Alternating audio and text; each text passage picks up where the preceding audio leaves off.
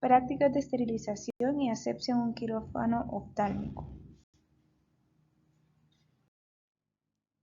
La cirugía de catarata es la cirugía que se realiza con más frecuencia en todo el mundo y se ha convertido en un procedimiento quirúrgico seguro con la llegada de las técnicas e instrumentos quirúrgicos modernos. Sin embargo, la endoftalmitis postoperatoria después de una cirugía de cataratas es la complicación más temida. Las tasas informadas de endoftalmitis postoperatoria son de aproximadamente 0.01 a 0.05.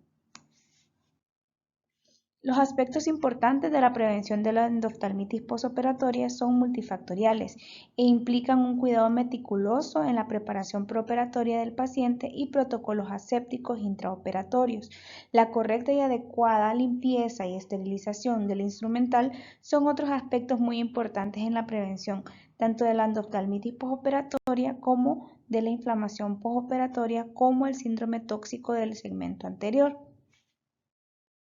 Vamos a iniciar hablando sobre la esterilización. La esterilización es el proceso de destrucción de todos los microorganismos, incluidas las endosporas bacterianas. Los instrumentos y otros consumibles que tengan contacto directo con los ojos y otras zonas esterilizadas del cuerpo deben también esterilizarse. Se sabe que el vapor a alta presión es el método de esterilización más eficaz y todos los procesos de esterilización deben ser monitoreados periódicamente mediante métodos químicos y biológicos. La desinfección es el proceso que inactiva la mayoría de los microorganismos patógenos con ayuda de agentes químicos. La desinfección requerida puede ser de nivel bajo, intermedio o alto, esto dependiendo del grado de desinfección requerido. Los desinfectantes se utilizan principalmente para la limpieza de suelos y la higiene de manos. La eficacia del desinfectante depende de la concentración óptima, el tiempo adecuado de contacto con la superficie a desinfectar y el cumplimiento de las instrucciones y las precauciones aconsejadas por el fabricante. La desinfección no va a sustituir a la esterilización y debe considerarse como un paso coadyuvante en la prevención de infecciones. La asepsia y prácticas asépticas. La asepsia es el proceso de eliminación de microorganismos patógenos, ya sea de la piel o del medio ambiente. Un antiséptico es un agente químico que se utiliza en la piel o tejido para lograr la asepsia.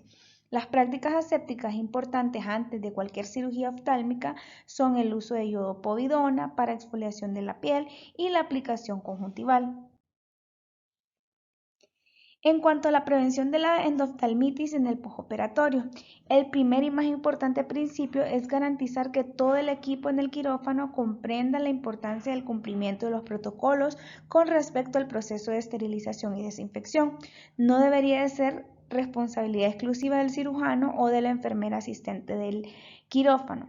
El protocolo aséptico para los miembros del equipo quirúrgico van a incluir el lavado quirúrgico adecuado, la vestimenta adecuada del quirófano, dentro de ella va a incluir la bata, sus guantes, su gorro y mascarilla esterilizados. Se deben utilizar revisiones periódicas del protocolo y auditorías de los procesos a intervalos regulares con la máxima disciplina.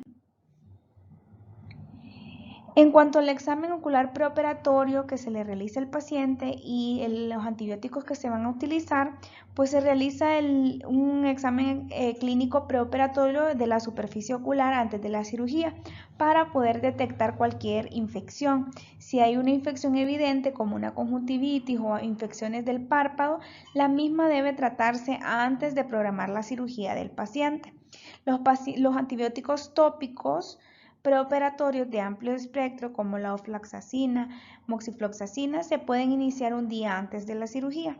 Y en cuanto al exfoliante cutáneo con iodopovidona, la profilaxis preoperatoria ha demostrado ser más eficaz, sin lugar a dudas, en la prevención de la endoftalmitis postoperatoria.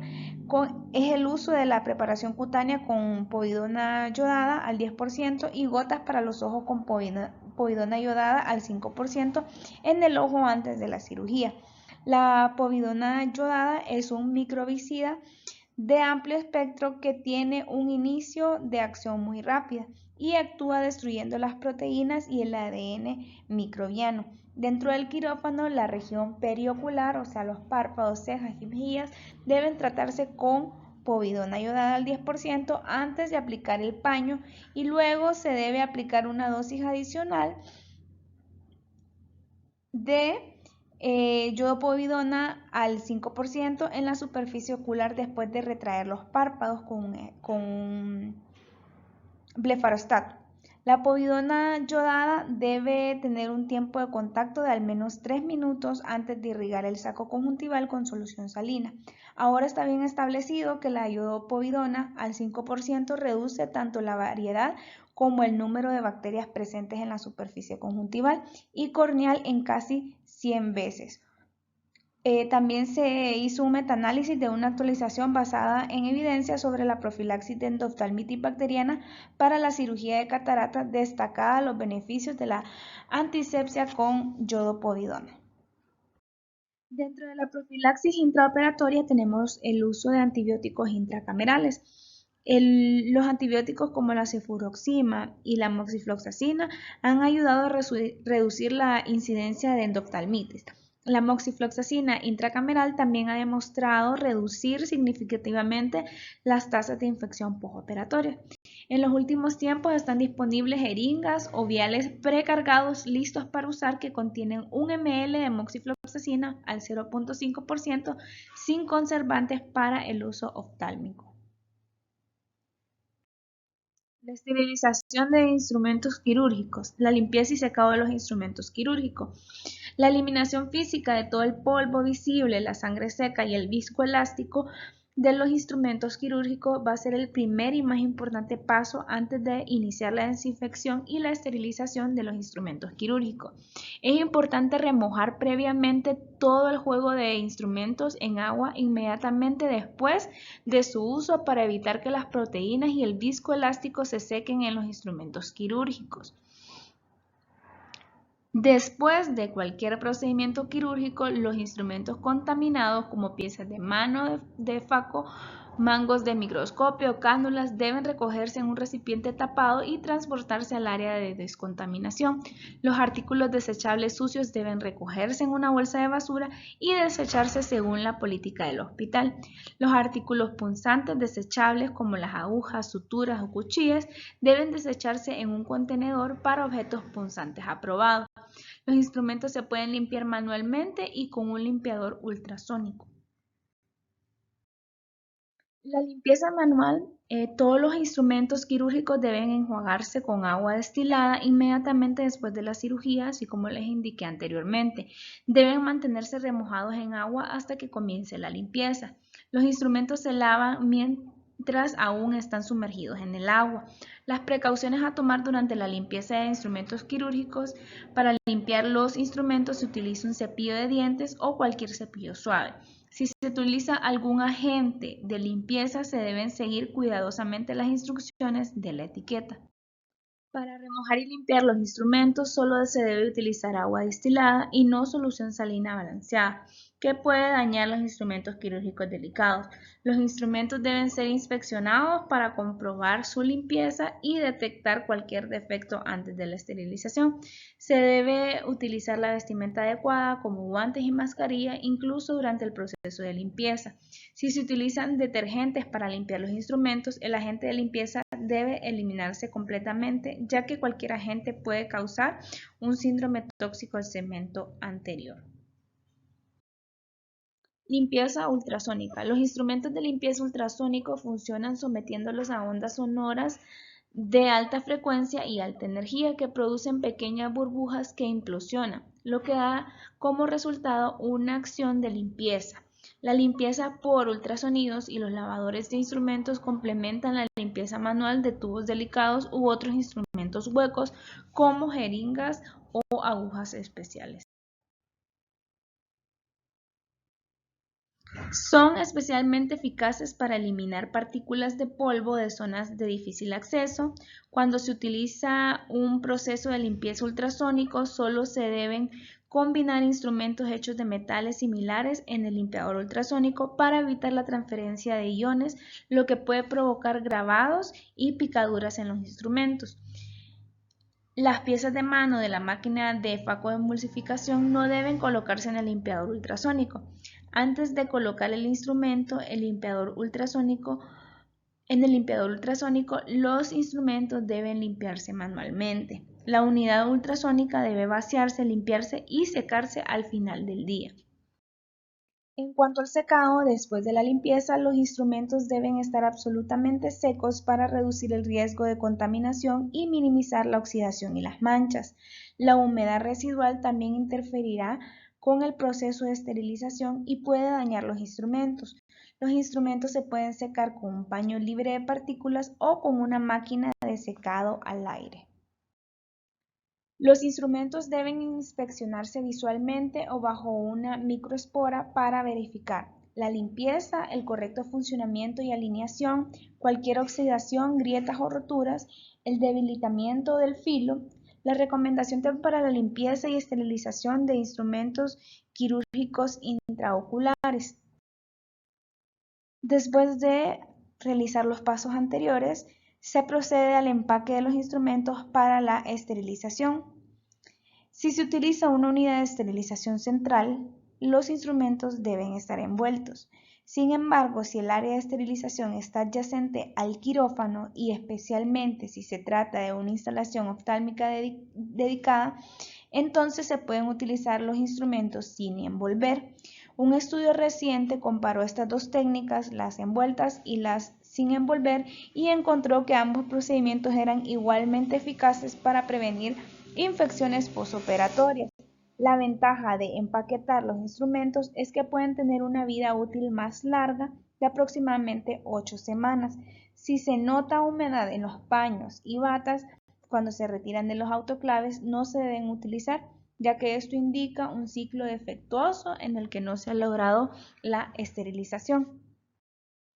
Aquí tenemos algunos métodos de esterilización y podemos ver el tipo de autoclave que se utiliza, la presión que utiliza cada uno de ellos, la temperatura y el tiempo según lo que se va a colocar en el autoclave de el tiempo de esterilización que éste va a necesitar.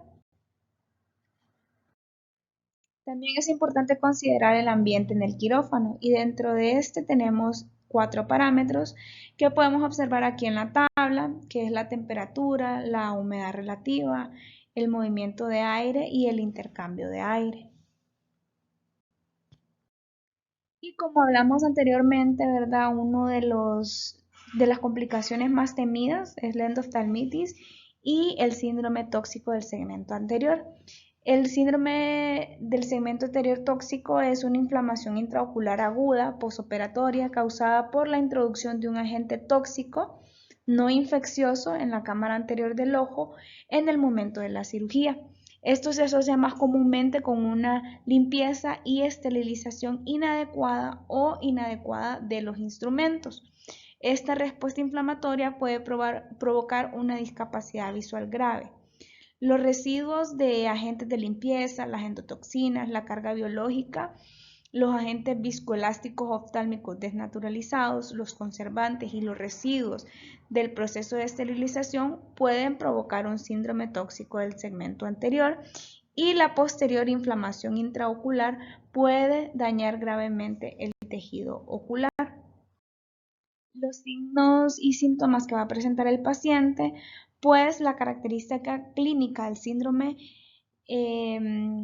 tóxico del segmento anterior es la aparición inmediata o temprana de la inflamación, generalmente entre las 12 y 48 horas después de la cirugía.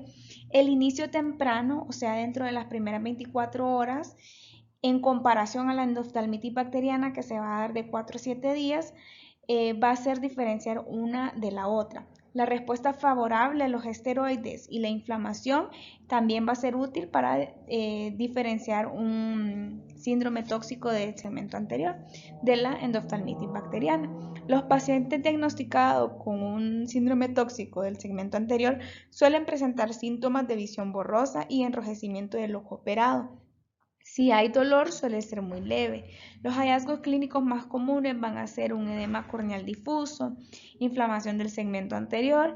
En casos graves también se puede observar la formación de fibrina en la cámara anterior o en la superficie del iris y el lente intraocular. El iris y la red trabecular podrían dañarse e incluso llegar a provocar un glaucoma refractario. Es por esto que debemos estar conscientes de la importancia de cada uno de los pasos de limpieza que debe tener el material, el paciente y la sala de operaciones, y la limpieza que debemos también nosotros como médicos realizar, ¿verdad? Y estar siempre pendiente de esto para la evolución favorable del paciente después de la cirugía.